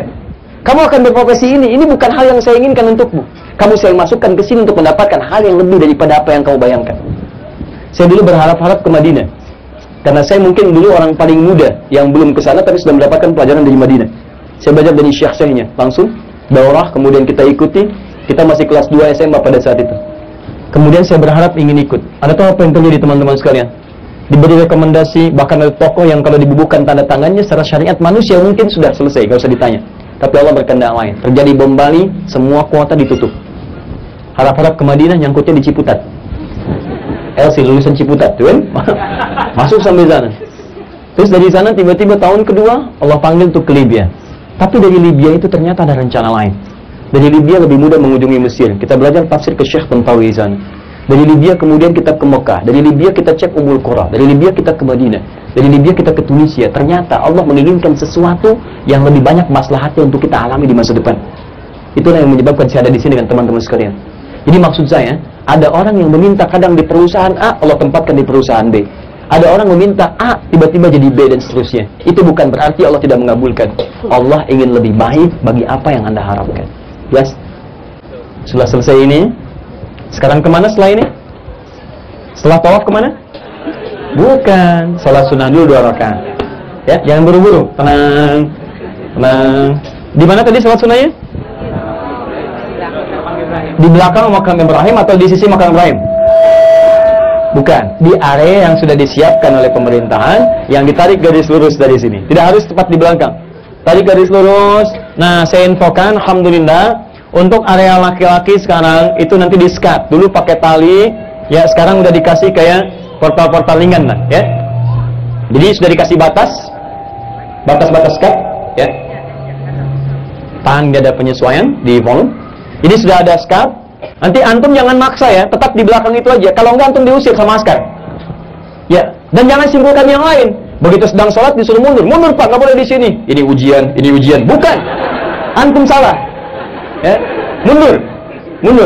Jadi langsung ke belakang, di belakang skat itu. Untuk yang akhwat, itu ada areanya sendiri juga. Kadang dia diletakkan di belakang yang ikhwan, ada khusus sendiri. Ya. Jadi kalau ibu ingin mudah kemudian sholatnya, sudah Setelah selesai ini masuk ke area perempuan, supaya nikmat, sholat nyaman, nggak terganggu. Baik, sholat 2 rakaat, bebas doanya mau dibaca apa saja, suratnya bebas, ya. Bisa misalnya yang pertama antum ingin Al-Kafirun, kedua Al-Ikhlas, boleh. Atau ayat-ayat terkait dengan pembangunan Ka'bah, boleh. Ya, Al-Baqarah 125 dari 124 sampai 126 boleh, nggak ada masalah. Paham? Tahan, sebentar. Ini sudah selesai, sudah berdoa, selesai sholat, berdoa, minta kemudahan pada Allah. Ya Allah, hal pertama yang antum sampaikan, mohon doa, sampaikan doa seperti Nabi Ibrahim dan Nabi Ismail memohonkannya. Di Al-Baqarah 127. Rabbana taqabbal minna innaka antas sami'ul alim. Ya Allah, mohon terima tawaf yang telah saya tunaikan. Paham? Sekarang menuju ke Safa untuk menunaikan ibadah sa'i. Apa artinya sa'i? Hari kecil. Jadi kalau hari besar maraton. Sudah, sini. Tahan sebentar, kita bikin tanda di sebelah sana. Tolong dibuka sedikit supaya kelihatan tandanya. Ada tandanya? Itu ada tulisannya Safa. Kelihatan nggak? Lihat sini. Ini apa tadi? Tarik garis lurus. Tahan sebentar, tolong yang panitia volumenya disesuaikan. Tahan, bisa dibuka sedikit ini. Lihat sini, tarik garis lurus. Sebetulnya untuk case Bukit Safa itu tidak terlampau susah, tidak terlampau sulit, ya. Tinggal dari sini, kemudian berangkat nyampe ke Safa. Cuma karena sedang dalam tahap renovasi, tahan, hanya karena sedang dalam tahap renovasi, makanya jalan menuju ke sana kadang diputar dulu. Ya, berhenti kemudian di sini, Anda harus berputar dulu lewat sisi lain, kemudian baru masuk naik ke atas Bukit Safa. Nah, tahan sebentar, fokus, lihat baik-baik. Dan tolong volumenya sampai di sini saja, jangan diotak-atik lagi. Ya, lihat sini. Lihat teman-teman sekalian. Saat akan Anda berangkat dari sini ke Bukit Safa, itu kalimat Qur'annya jelas. Kita diminta berzikir. Ingat, bukan yang lain-lain. Dia begitu selesai ini, antum akan masuk ke Bukit Safa, itu zikir. Zikir Al-Baqarah ayat 158. Paling kiri pertengahan, agak sedikit ke atas. Innas Safa wal Marwata min sya'a faman hajjal baita aw ya'tamara fala junaha alaihi ay yatawafa bihima. Lihat. Waman tatawwa khairan. Lihat baik-baik. Satu, diperkenankan oleh Allah siapa yang haji atau umrah untuk ayat tawafa bihima. Silahkan bertawaf. Tawaf itu memutari kan? Dalam tawaf kan ada zikir. Dalam sa'i pun ada zikir. Dia bukan awas karena saya sering saksikan luar biasa. Begitu selesai tawaf, ini dikiranya sangat nyantai sekali. Ada yang ngobrol sambil jalan. Gimana tawaf tadi? Lumayan saya dapet nih. Dan antum zikir. Jadi saat menuju ke sana, ke bukit, antum zikir. Apa yang diulang-ulang tadi? Innas Safa wal Marwata min sya'airillah. Faman hajjal baita aw ya'tamara fala junaha alaihi ayat tawafa bihima, dan seterusnya ayat. Sampai naik ke atas. Fokus. Begitu sudah sampai naik ke atas ke Bukit Safa, tahan sebentar. Jangan langsung bergerak untuk sa'i. Hadap ke kiblat. Saya ulang, hadap ke arah kiblat. Tahan. Paham sampai sini? Paham sampai sini? Untuk yang ikhwan, antum melihat sesuatu ada yang belum sempurna tidak? Apa itu? Ihram. Bagus sekali. Lihat, saya sengaja biarkan ini untuk menunggu ada nggak yang kemudian memberikan kemudian masukan. Lihat baik-baik. Saya tadi terangkan di dalam, ketika selesai tawaf kita akan masuk sa'i, maka untuk laki-laki ihram dikembalikan ke dalam seperti ini. Ya. Yes? Nah, sekarang kita akan masuk, bacakan yang tadi Inna Safa sampai ke ujung, selesai itu menghadap ke arah kiblat dulu. Baik? Perhatikan, bahasanya singkat, mudah sekali dipahami dan tidak susah. Abda'u bima bada Allahu bihi wa rasulih. Ya, abda'u bima bada Allahu bihi wa rasuluh. Sekarang ya Allah, saya akan memulai sa'i seperti apa yang telah Engkau perintahkan dan Rasulmu contohkan. Lihat sampai sini? Halo? Sekarang kalau sudah seperti ini, kita akan bermulai untuk sa'i. Sebelum saya bacakan tuntunan bacaannya, saya mau sampaikan dulu pesan-pesan pentingnya. Sa'i itu asalnya, maaf, bukan dari kecil. Sa'i itu dari kata sa'a yas'a. Sa'a yas'a. Sa'yan, usaha yang sungguh-sungguh, yang serius. Usaha yang sungguh-sungguh yang serius. Kenapa disebut usaha yang sungguh-sungguh yang serius? Karena di dua tempat ini, antara ini, pernah ada seorang ibu yang berusaha dengan sungguh-sungguh dan serius untuk bisa mendapatkan air bagi anaknya yang kehausan. Ismail kecil, dia kehausan, beliau kehausan alaihi salam, kemudian ASI dari ibunya tidak keluar, maka ibunya sangat serius sungguh-sungguh mendapatkan itu. Dia yakin pada ketentuan Allah, kemudian berpikir yang baik-baik. Ini contoh Bu ya, teman-teman contoh, ingat baik-baik ya. Kalau Anda sedang kesulitan, apapun nilai kesulitannya, atau bukan Anda, anak Anda yang sulit, kerabat Anda yang sulit, hal pertama yang harus Anda lakukan, tirulah kemudian Sayyidah Hajar. Yang beliau lakukan pertama kali, beliau tinggalkan semua pikiran buruknya, disaring yang jelek-jeleknya, dihilangkan pikiran yang tidak baiknya. Dia tidak mengeluh, ya Allah kenapa aku yang dipilih, ya Allah kenapa engkau buat sulit aku, tidak. Beliau tepikan semua itu sehingga yang muncul perasaan baiknya. Tahan, menyaring yang tidak baik, ya sehingga muncul yang baik-baiknya, itu saringannya disebut dengan tasfiyah. Hasilnya disebut dengan sofa. Orangnya disebut dengan sofi. Paham? Karena itu kenapa bukitnya disebut dengan bukit sofa? Salah satu maknanya adalah orang-orang yang sedang diuji dengan kesulitan apapun. Kalau dia tetap berprasangka baik kepada Allah Subhanahu wa taala, maka Allah akan angkat posisinya naik beberapa derajat sisinya Subhanahu wa taala. Karena itu kita naik ke atas bukit bukan sekedar naik, tapi kita ingin merenungkan sesuatu dari sekian hidup ini, berapa kali kita berprasangka baik terhadap Allah Subhanahu wa taala. Seperti Sayyidah Hajar berprasangka baik, maka kita pun berzikir kepada Allah, naik ke atas bukit itu, kemudian mulai renungkan di sini. Hajar berharap mendapatkan hal yang paling sangat diinginkan. Hal yang paling sangat diinginkan, ingin cepat diraih, itu disebut dengan marwah namanya. Marwah, sesuatu yang ingin segera diraih, hal yang sangat diinginkan. Dari sofa, beliau menuju marwah. Apa yang diinginkan di dua tempat itu? Beliau ingin cari air. Turun, begitu di tengah-tengah melihat, maaf, ada gambaran air, dikejar. Ya, maaf, jalan cepat untuk perempuan. Laki-laki berlari-lari ringan. Ternyata sampai di dekat-dekat dilihat cuma fata morgana. Tidak ada. Tidak putus asa, balik lagi. Terus sampai dengan 7 kali. Sampai dengan 7 kali. Pada yang ketujuh itu berhenti di marwah. Qadarullah tiba-tiba Ismail kecil semakin bergerak. Kakinya kemudian menjejak kepada tanah. Ya, maaf, ibu kalau bayi yang kecil itu sedang kehausan, tangan kaki bergerak gak? Bergerak. Itu kakinya udah menghentak tanah sebelumnya. Tangan bergerak-gerak, tapi mohon maaf, dari kakinya keluar air. Kapan keluar air? Setelah ibunya bolak-balik. Ibunya bolak-balik, ibunya berdoa, hentakan yang terakhir pada putaran yang ketujuh, sampai di marwah keluarlah air itu. Ibunya balik ke sini mengatakan, zam, zam, zam, zam. Kumpul jangan berhenti, kumpul jangan berhenti, kumpul jangan berhenti. Sampai sekarang air itu disebut dengan zam-zam. Maaf, segala kemuliaan itu tidak akan pernah diraih kecuali pertama antum bersangka baik kepada Allah Subhanahu wa taala. Kalaupun apa yang antum harapkan belum antum dapatkan, jangan putus asa. Ayo ikhtiar. Ikhtiar. Kadang-kadang hal pertama yang antum kejar itu bukan hasil yang harus dapatkan, tapi Allah ingin memaksimalkan kemampuan kita untuk meraihnya. Maka seperti maaf, Sayyidah Hajar tidak putus asa, coba lagi. Ayo antum belum dapat pekerjaan, coba lagi. Belum lulus, coba lagi. Belum maksimal, coba lagi. Di titik terakhir kadang-kadang, maaf, ada sesuatu yang tidak Anda duga, justru rezeki datang dari sisi yang tidak Anda duga-duga sama sekali.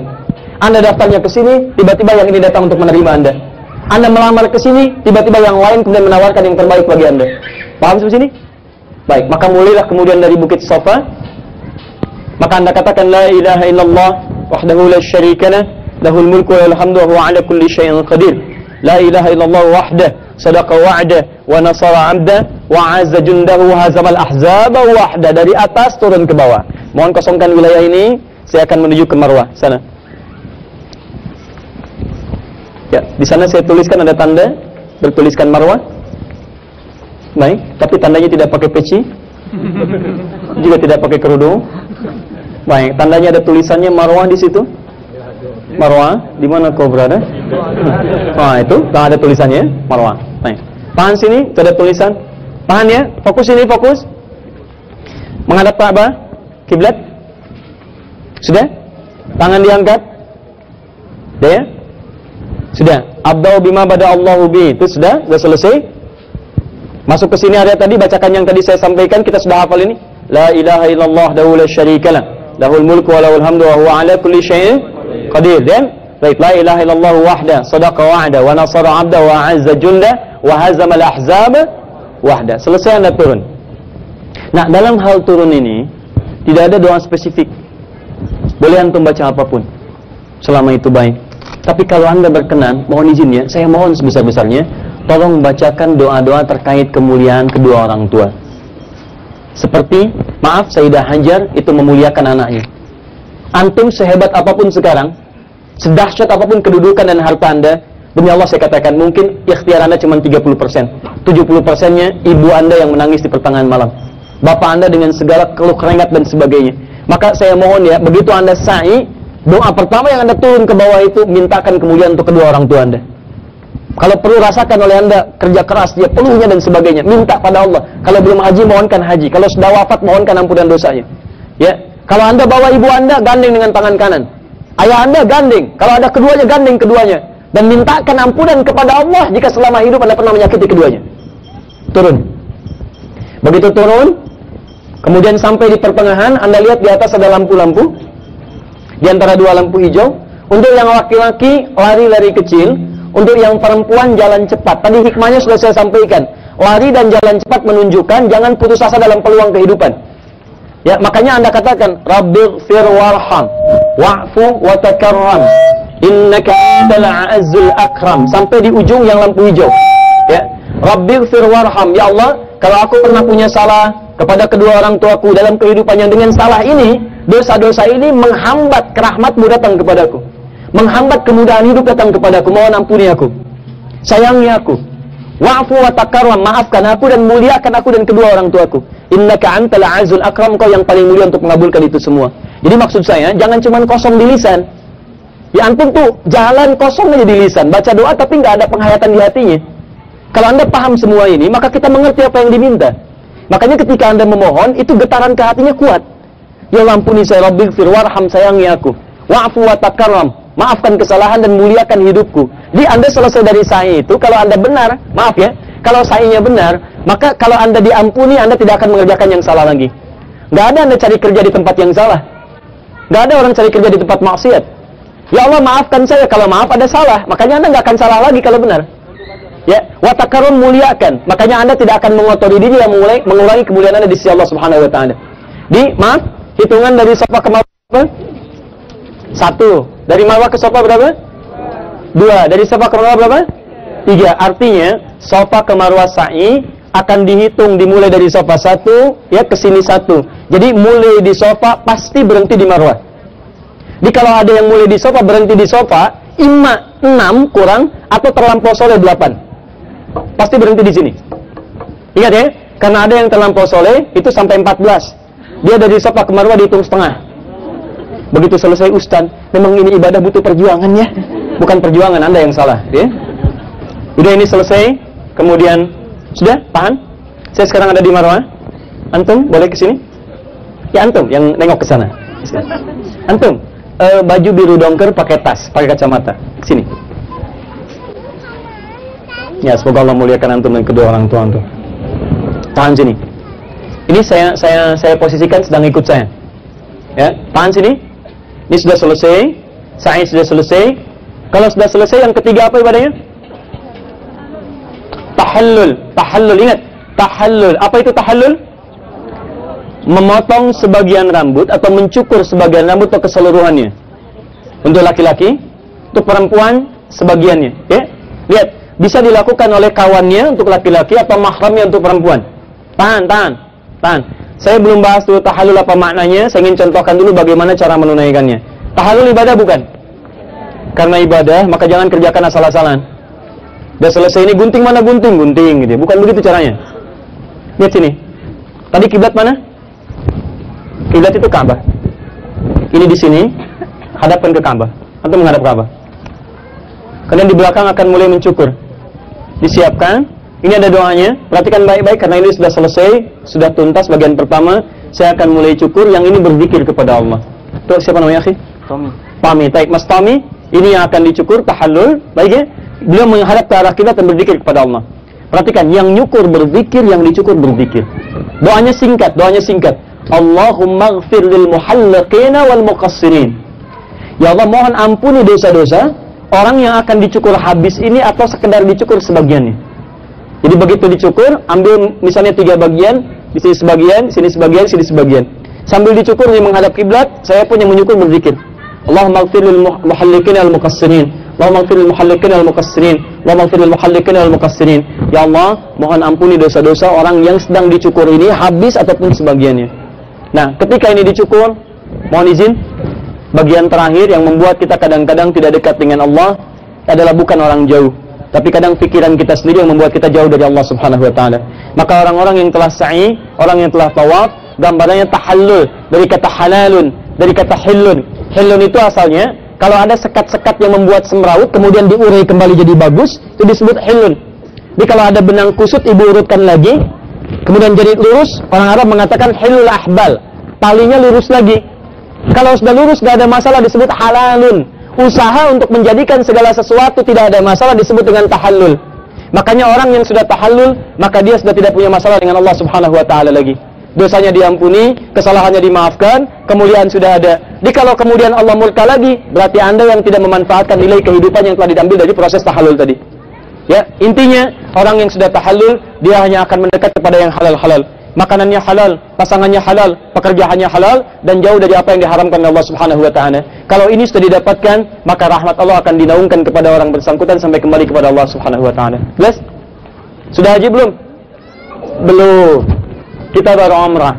Ya, setelah itu selesai, istirahat dulu, ya, kadang-kadang panas. Kembali. Ya. Nah, alhamdulillah karena sudah selesai umrahnya. Kenapa disebut tamattu'? Tamattu' itu dari kata mut'ah. Mut'ah itu dari kata mata'. Mata' itu enak artinya. Kenapa enak? Karena bajunya boleh dicopot setelah selesai umrah. Ihramnya boleh dilepas, ya. Santai dulu. Makan dulu, ya. Masya Allah sampai ke Mekah ada bakso. Baik, ada nasi uduk, ada macam-macam. Tunggu sampai puncaknya haji, yaitu tanggal berapa? 9 Dzulhijjah. 9 Dzulhijjah akan dimulai untuk berhaji. Maka kita datang, bahkan ada yang dari Syawal, ada yang dari Dzulqa'dah, ada puluhan hari bahkan belasan hari boleh nunggu sampai ke puncak haji. Silakan nikmati ibadah, datang ke Masjidil Haram, ya, baca Quran supaya saat haji nanti maaf auranya, perasaannya sudah lebih dekat dengan Allah. Baik, sekarang saya sudah siap tanggal 8, baik ya. Ingat jauhi pose-pose, foto-foto dan sebagainya. Ya, tahan sebentar, fokuskan untuk ibadah. Sudah mau sehari untuk wukuf, ambil lagi, mandi lagi, sempurnakan lagi, kenakan kembali, ya. Karena sekarang wukuf sudah tidak ada tawaf saat wukuf. Ingat, di padang Arafah tidak ada Ka'bah, jadi tidak ada wukuf. Kenakan secara sempurna, pakai pakaiannya. Tanggal 8 kita sudah bergerak. Ingat, sehari sebelum wukuf nanti jemaah semua akan didorong ke Arafah menggunakan bis berangkat. Sekarang kita akan berangkat ke Arafah. Siapkan diri kita karena kita akan banyak bertalbiyah. Arafah sudah kami berikan tanda di sana. Saya akan contohkan, saya berangkat dari maktab karena akan berangkat, maka tiba waktunya haji dan saat akan berhaji semua kalimatnya kalimat-kalimat kemuliaan. Sudah selesai. Awas, siap, baik-baik, lihat ya. Tahan. Kalau sudah pakai kain ihram, artinya semua ketentuan haji berlaku. Tidak boleh potong kuku. Tidak boleh cabut rambut yang melekat di seluruh tubuh. Awas. Tidak boleh melukai, bunuh binatang dan sebagainya. Kadang-kadang satu ekor nyamuk harganya sama dengan kambing. Oh, hati-hati. Dasar nyamuk. Wah, kambing. Bam. Paham ya? Baik, tahan sebentar. Saya akan berangkat. Yang saya ucapkan pertama kali adalah kalimat talbiyah. Apa kalimatnya? Labbaik Allahumma labbaik la syarika lak innal hamda wan laka wal la syari. Apa artinya labbaik? Saya penuhi panggilan. Siapa yang panggil? Allah. Baik. Tadi ada Tommy, tapi saya ganti saja lah. Tono. Ada yang Tono di sini berangkat tangan? Tidak ada. Kalau tidak ada, saya kasih contoh. Misal, tadi siapa yang panggil? Tono dipanggil Allah. Apa artinya? Tono labbaik. Oke, secara singkat saja. Tahan. Labbaik itu artinya bukan sekedar dipanggil. Labbaik Allahumma labbaik, ya Allah saya penuhi panggilanmu. Lihat, arti kata labbaik itu walaupun dipanggil untuk selamanya. Ya Allah saya penuhi panggilanmu sekalipun engkau panggil untuk seterusnya, itu labbaik namanya. Labbaik, panggilan kesetiaan. Setia itu kan artinya mendampingi. Jadi kalau ada orang Arab panggil, ya bunai, ya fulan ta'ala, labbaik, maksud saya setia, saya dampingi Anda. Tapi kalau disatukan panggilan ini diarahkan kepada Allah, bukan menemani, artinya merasa dipanggil walaupun seterusnya dipanggil. Kembali pada Allah Subhanahu wa taala. Makanya orang yang wafat dalam keadaan haji, maka dia dimakamkan dengan ihramnya. Dan dia akan dipanggil saat hari kiamat ketika dibangkitkan hari kebangkitan, maka yang keluar di lisannya pertama kali labbaik Allahumma labbaik. Dia orang yang wafat saat haji itu syuhada. Makanya saya sarankan pada Anda, kain kafannya suci, ihramnya suci, pakaiannya bersih, jangan hasil yang tidak bagus. Makanya ketika Anda diwafatkan, ajal Anda misalnya ada di sana, begitu wafat Anda dikuburkan dengan pakaian Anda. Dan hebatnya, begitu Anda bangkit di hari kiamat, panggilan pertamanya bangkit, lisan Anda langsung berkata labbaik Allahumma labbaik dengan pakaian hajinya. Maka dari itu saya sarankan, kalau sudah kenakan pakaian ini, sudah tutup semua pintu-pintu keburukan. Makanya sebelum berangkatkan tadi itu udah, ya Allah, saya sekarang penuhi panggilanmu, kalaupun saya dalam haji ini wafat, maka jadikan wafat saya sebagai syuhada, ya Allah. Dan bangkitkan saya dengan kalimat talbiyah ketika menghadap kepadamu. Datang Anda ke Arafah. Saya sudah terangkan ini semalam. Ya, jadi saya cukup kemudian sampaikan ke ujungnya. Saya ke sebelah sini ya. Misalnya, tolong bagi supaya ikhwan tidak ikhtilat, ikhwannya sebelah sini, akhwatnya sebelah sini. Ya. Bersabar ya, nanti di sana lebih panas lagi. Sudah? Baik, tahan. Semoga Allah muliakan antum. Nah, insya Allah kakinya diangkat ya, jangan digeser. Kalau digeser debunya naik. Ya. Tahan sebentar, tahan sebentar. Ini apa? Ya, ini tenda yang kita miniaturkan sebagai Arafah. Lihat ini, apa? Nanti di Arafah, biasanya nanti sehari sebelum sudah ada di sana, tanggal 8. Ya, tenda itu nanti ada dua bagian. Pertama, tenda untuk tinggal, wukuf. Tinggal wukuf untuk ibadah. Saya telah terangkan semalam. Kedua, tenda untuk makan. Ya, ada tempat ruangan untuk makan. Biasanya catering semacamnya. Nanti ada tambahan toilet sekitarannya. Jadi sehari itu saya sarankan begini. Ketika Anda akan sampai ke Arafah, tolong ya, ingat betul pesan saya ini. Ingat pesan saya. Kalau bisa sediakan 2 botol. Botol aqua misalnya. 2 botol. Satu isinya zam-zam. Air zam-zam. Saya ulang, satu isinya air zam-zam. Insya Allah di beberapa tempat sekitaran tuh selalu ada stok air zam-zam. Di keran, lewat keran dan semacamnya. Tolong ya, saya ingatkan betul ini. Usahakan bawa. Satu lagi botol kosong. Untuk di Muzdalifah. Siapkan itu, botol kosong untuk ngambil batu. Ya di Muzdalifah. Yang kedua ini, yang air zam-zam. Ingat ya. Ingat sini, lihat, tahan betul, tahan betul. Nanti begitu masuk ke Arafah ini, selesaikan urusan-urusan Anda yang terkait dengan kebutuhan tubuh. Makan, sebelum wukuf ke toilet dulu, ya. Khawatir nanti banyak nanti dan semacamnya. Jadi begitu udah selesai, siap-siap nanti menunggu ke zuhur, ya, jaga kondisi fisik. Karena itu saya katakan tadi ada pertanyaan saat di dalam, bagaimana Ustaz dengan yang umrah berkali-kali? Kalau saya menjelang haji saya tidak menyarankan itu. Cukup sekali tunaikan, kecuali ada yang sangat penting sekali. Misalnya membadalkan dan sekitarannya. Tapi kalau nggak ada, cukup Anda tahan untuk jaga kondisi fisik Anda saat wukuf haji. Karena puncaknya belum dilakukan. Khawatirnya Anda bolak-balik, capek kemudian saat puncak hajinya tidak maksimal. Maka saya sarankan, jaga kondisi Anda, cukup Anda sekali tunaikan, dan siapkan untuk menunaikan ibadah hajinya. Nah sekarang perhatikan baik-baik, sampai di Arafah, kemudian sibukkan malam dengan ibadah, istirahat sejenak, pulihkan kondisi fisik, waktunya makan-makan. Ke toilet dan airnya kalau bisa minum zam-zam. Nah ini yang mau saya bagi rahasia yang paling penting. Ada hadis sahih terkait dengan air zam-zam. Ma'u zamzama lima syuribalah. Air zam-zam itu sesuai dengan yang diniatkan. Jadi kalau Anda minum air zam-zam, niatkan karena Allah untuk apa itu? Ya, misal, kalau Anda minta, ya Allah, dengan minum ini hilangkan capek saya. Ya Allah, dengan minum ini, ya Allah, berikan kekuatan pada tubuh saya. Maka air itu ketika diminum akan sesuai dengan apa yang diniatkan. Termasuk ini mungkin barangkali, maaf ya, ini agak kurang logis, tapi kadang-kadang ibadah itu pakai iman, bukan pakai akal. Ya, sementara orang malah takut beser. Justru saya sebaliknya. Saya sering katakan pada teman-teman, justru ketika minum air zam-zam, minta sama Allah supaya dijaga dari beser.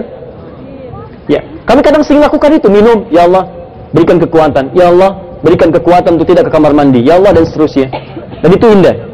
Ya, ingat ya, bawa air zam-zam, bawa kemudian botol kosong, Masuk sekarang konsentrasi untuk urusan tawaf saja. Itu apa?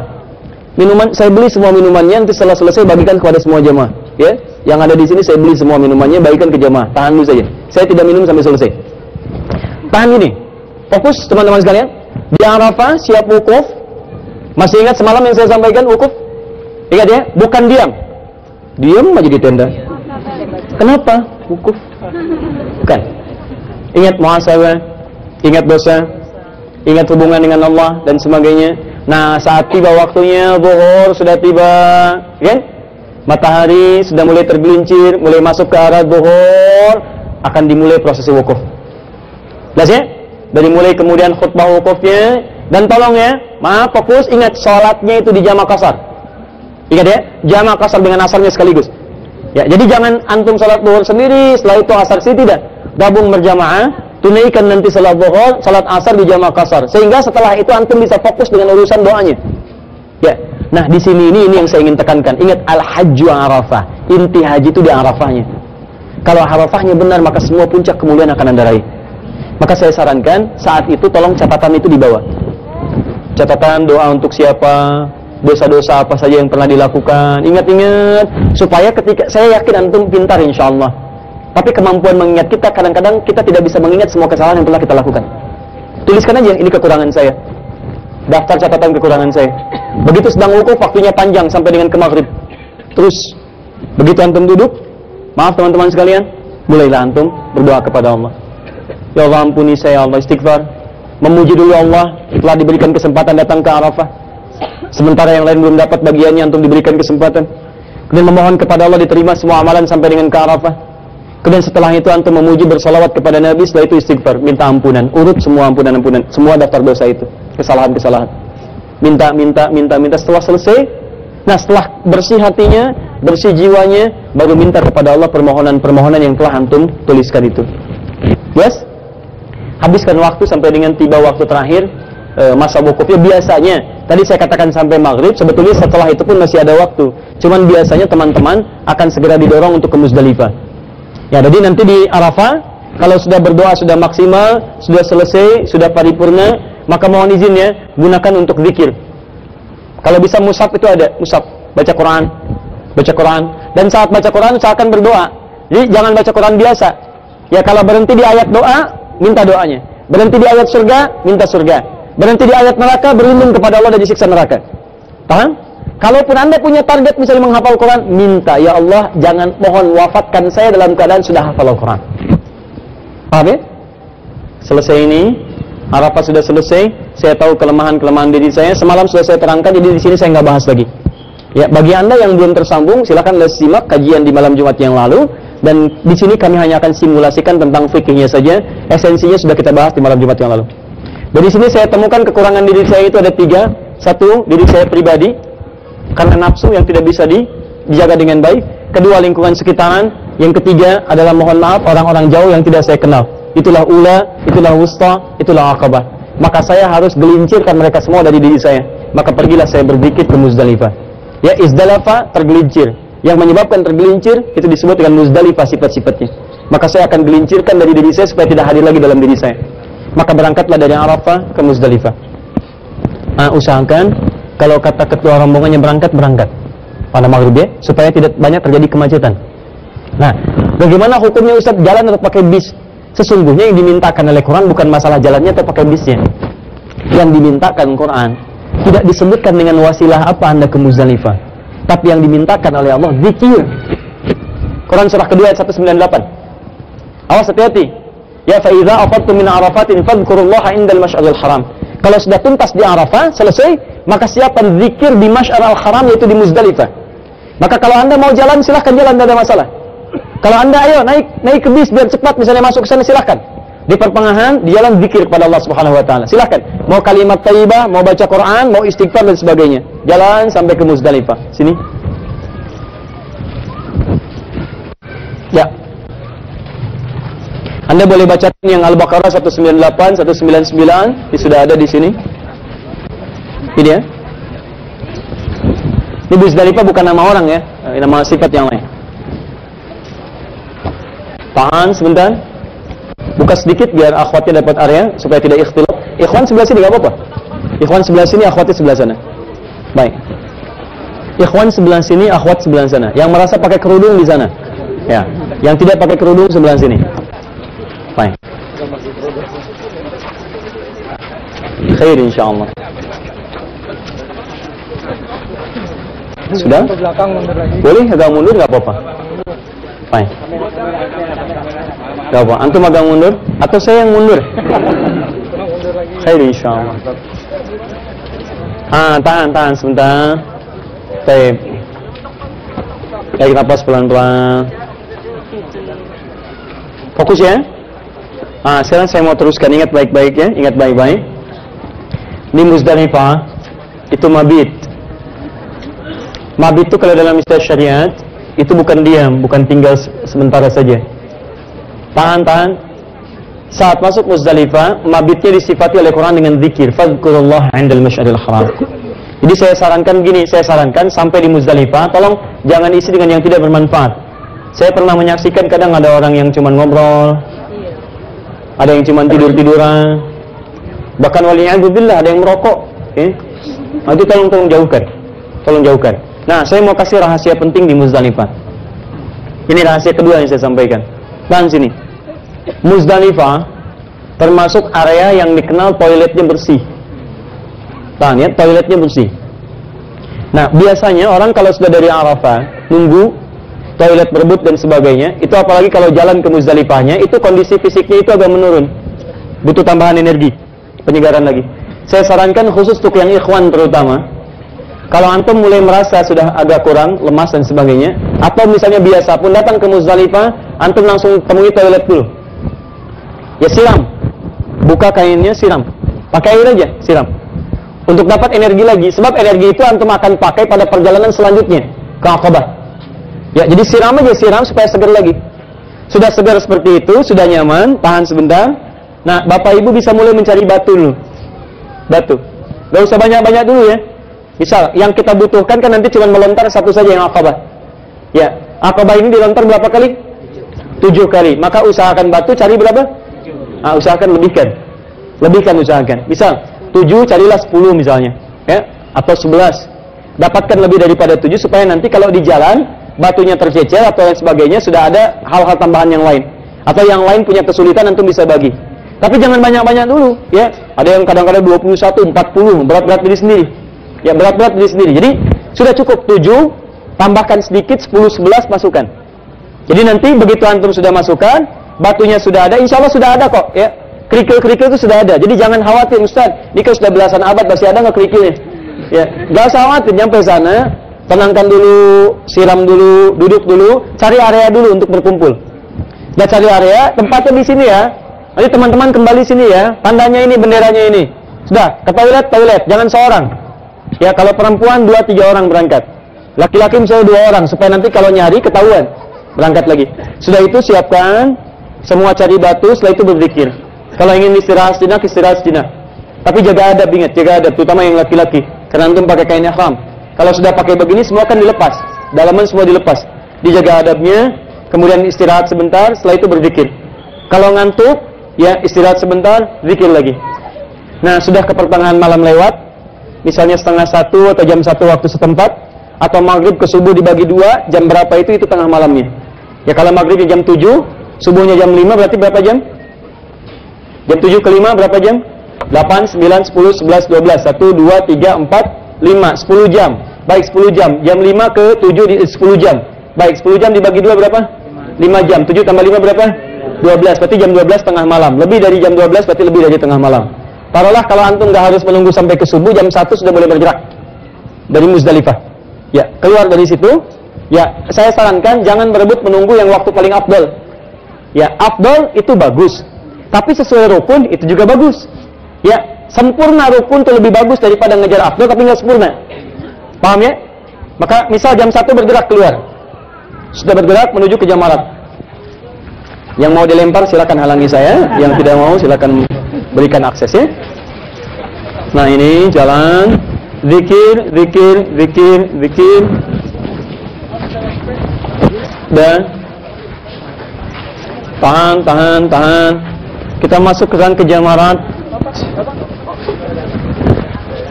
Jamarat. Ya. Ikhwan, akhwat berikan tengah-tengah yang sana. Ikhwan geser sini. Biar akhwat ada spesinya untuk melihat. Sudah? Baik. Yang merasa akhwat boleh di sebelah sana ya. Kecuali kamera. Baik. Antum akhwat. Bukan. Kalau dan geser supaya nanti ada posnya. Tahan sebentar, lihat sini. Lihat sini. Teman-teman, pertama kali ke jamarat, ingat, saya telah terangkan semalam yang dilontar tidak semuanya, hanya satu saja. Apa itu? Aqabah yang ini. Ini ya, yang Aqabah. Yang ada tulisannya ya, Aqabah. Biasanya gini, biasanya sudah ketahuan nanti sudah ada tandanya Aqabah. Ya bukan ula, bukan sughra, bukan wusta yang tengah-tengah, tapi yang Aqabah. Baik. Saat sudah sampai di tempat itu, siap. Kalau Anda berangkatnya dari sekitaran jam 1 lewat tengah malam, itu insya Allah nggak terlalu padat seperti ini. Kita bisa agak lebih longgar. Jadi kita bisa melontar, bisa di area batas sekat, yang tembok sekat. Jadi lebih dekat, lontarnya nggak terlampau jauh. Ya antum siapkan kemudian batunya, satu-satu siapkan, kerikilnya. Nggak usah terlalu besar ya mungutnya, ingat. Di Muzdalifah jangan yang besar-besar. Ya Allah dosa saya banyak, ya Allah, cari yang sekepalan gini. Yang begini boleh, segini boleh, atau lebih besar sedikit dari ini boleh. Ya. Nah nanti itu tiangnya cukup panjang ke atas sampai ada berapa tingkat ke atas, tidak ada masalah. Begitu antum sudah mulai dekat, niatkan, ingat baik-baik, siap. Masih ingat tadi malam saya katakan, yang dilempar itu temboknya atau sifat buruk kita. Karena itu ketika Anda mulai ucapkan, lihat baik-baik, bayangkan yang dilempar keburukan-keburukan masing-masing. Jadi begitu Anda ucapkan, lihat baik-baik. Bismillah ya Allahu Akbar. Lontar, sayang, geser dikit. Bismillah ya Allahu Akbar. Lontar. Tahan ya. Tahan sebentar. Tahan sebentar. Satu-satu ya. Satu-satu. Bismillah ya Allahu Akbar. Bayangkan, yang ini apa yang pertama? Sifat marah yang berlebihan. Bismillah ya Allahu Akbar. Egois yang berlebihan. Tahan. Biasanya kalau orang melemparnya benar dan bagus, itu begitu dia melontar, dia paham kekurangan dirinya.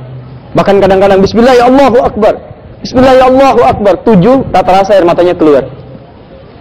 Saya kesel banget dengan sifat saya, 7-7-nya aja ya Allah, Bismillah ya Allahu Akbar, nggak bisa. Satu-satu. Paham ya? Baik, sudah selesai, sudah beres, tahan, sudah selesai beres, menghadap ke arah kiblat. Sini. Sebentar, nama siapa? Yuda. Mas Yuda sudah lontar jumrah, maka menghadap dulu ke arah kiblat seperti ini. Kabarnya sana, menghadap. Sunnah. Ini adalah tahallul pertama dalam haji, bukan umrah. Kalau umrah tadi tidak ada kaitan dengan ini. Jadi umrah kudum, pembuka, ya nanti itu umrahnya, sekarang hajinya. Setelah selesai ini melontar, teman-teman sekalian, menghadap ke arah kiblat, kemudian berdoa. Apa doanya? Inni wajjahtu wajhiya lilladzi fataras samawati wal arda hanifan muslima wa ma inna salati wa mahyaya wa mamati lillahi rabbil la syarika lahu wa bidzalika umirtu wa ana minal muslimin wa ana awwalul muslimin. Perhatikan baik-baik. Ini adalah bagian terakhir yang mau saya sampaikan. Fokus.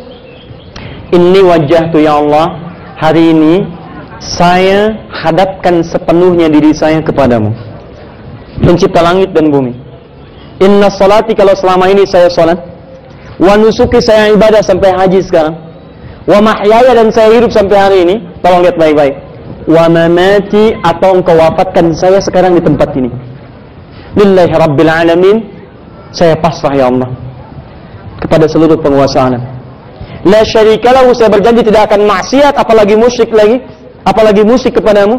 Wa bidzalika umirtu, untuk itu saya diperintahkan. Perhatikan baik-baik. Wa ana minal muslimin, sejak hari ini saya berjanji akan menjadi muslim yang lebih baik dan patuh kepadamu. Karena Anda sudah lempar yang kotor-kotor, maka Anda berjanji kepada Allah yang kotor itu nggak akan balik lagi. Dilempar, Anda berjanji akan jadi muslim yang lebih baik lagi. Maka selesailah bagian pertama dalam fase haji Anda, bagian pertamanya, maka boleh kemudian dicukur tahallul yang pertama, tahallul awal. Jelas? Kalau sudah dicukur ini tahallul yang pertama, maka Anda boleh berangkat ke maktab dulu, ganti baju, ini lepas. Saya sarankan, kalau sudah selesai seperti ini, tadi saya katakan dari awal sejak di sana, kenali di mana maktab Anda, kenali di mana daerah Anda. Kalau Anda benar keluar dari sejak awal jam 1 dari sini, sudah kemudian melontar, jam 2 di sini, jam 2 selesai sampai setengah 3 Anda prediksi jalan ke maktab itu nggak mungkin ada kendaraan. Ada beberapa ojek tapi sulit.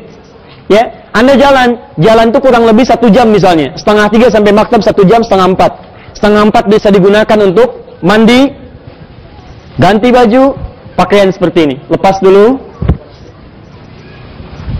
Lepas. Kemudian ini sudah dilepas, Masya Allah. Ya, sudah mandi, sudah baik.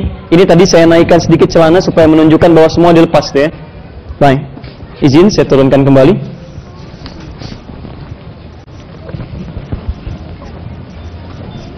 Baik. Ini saat haji jangan diikuti ya, karena tadi saya contohkan untuk dilepas. Baik, ini sudah selesai, ganti baju, sudah mandi, sudah enak, sudah bersih. Sampai di maktab setengah 4, mandi bersih-bersih setengah jam, jam 4. Jam 4 langsung berangkat ke haram. Karena di Masjidil Haram itu masih nggak banyak orang. Orangnya nggak terlampau banyak karena sementara orang masih baru bergerak menuju ke Jamarah. Ketika Anda ada di haram, maka Anda bisa memulai dengan ifadah. Tawaf ifadah. Tawaf seperti hanya umrah tadi. Tawaf ifadah. Selesai tawaf sudah. Karena sainya sudah tidak diikutkan, tinggal tawaf saja. Tawaf, begitu selesai tawaf, itikaf di masjid. Karena pada hari itu 10 Dzulhijjah, salat subuh dan Anda bisa mengikuti Idul Adha di situ. Ya, maksud Idul Adha itu ya khutbahnya dan semacamnya. Begitu selesai dari situ, silahkan kemudian kembali ke maktab, beres-beres lagi untuk menuju ke Muna. Jalan bersiap-siap nanti ke pertengahan malamnya. Jadi selesai dari sini biasanya capek luar biasa. Capek. Pulang bisa tiduran dulu, istirahat dulu. Tidur, ya. Makan dulu, energi keluarkan dulu. Nanti setelah salat zuhur, ya, biasanya setelah salat zuhur atau dijama dengan asarnya atau bahkan setelah asar, bergeraklah kemudian ke Muna untuk mabit di Muna, menunggu kemudian nafar awal dan nafar akhir, tsani yang terakhir untuk lontar jumlah lagi. Paham seperti ini? Kalau ini Anda ikuti, biasanya lebih mudah, hajinya lebih enak. Karena kenapa? Ifadahnya sudah selesai. Karena tawaf ifadah ini bisa dilakukan setelah lontar jumrah atau diakhirkan setelah di Mina, mabit di Muna. Dia ada yang kedua, mabit dulu, selesai mabit, baru kemudian tawaf ifadah. Tapi hati-hati, ada yang kadang-kadang lupa. Setelah selesai mabit di Muna, dia kira selesai, padahal tawafnya belum selesai. Akhirnya ketika bis akan ke Madinah, dia baru cerita ke pembimbing, Ustadz belum tawaf. Awas Bu, banyak kejadian yang seperti itu. Dan itu sangat menyulitkan.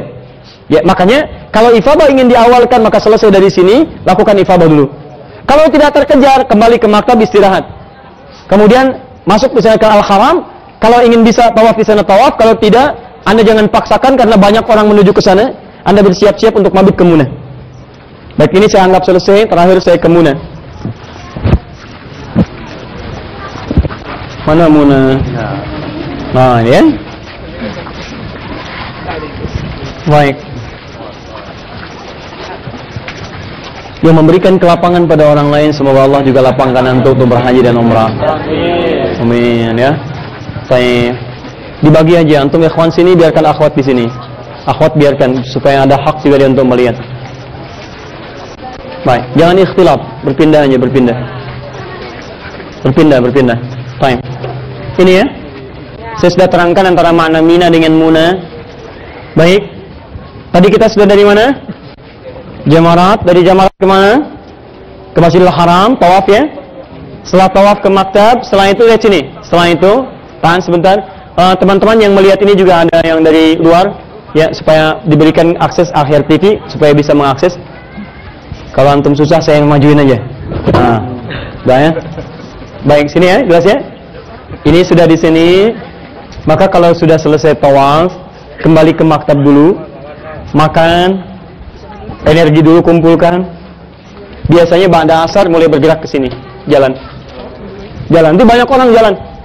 Tak terasa Anda berjalan sudah 4 kilo, 5 kilo. Bolak-balik 10 kilo.